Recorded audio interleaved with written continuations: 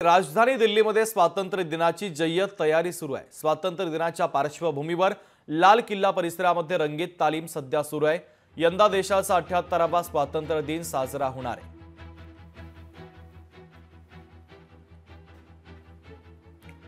तर लाल किल्ला परिसरामध्ये सध्या रंगीत तालीम सुरू आहे।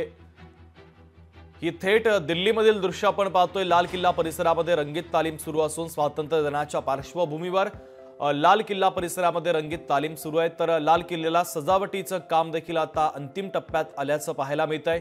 स्वातंत्र्य दिनाची जय्यत तयारी, या तयारीची थेट दिल्लीमधून सध्याची दृश्य आपण पाहतोय। यंदा देशाचा 78वा स्वातंत्र्य दिन साजरा होतो आणि त्यानिमित्तानं लाल किल्ल्याच्या सजावटीला आता सुरुवात झाली आहे। तर लाल किल्ल्याच्या परिसरामध्ये सध्या रंगीत तालीम देखील सुरू आहे।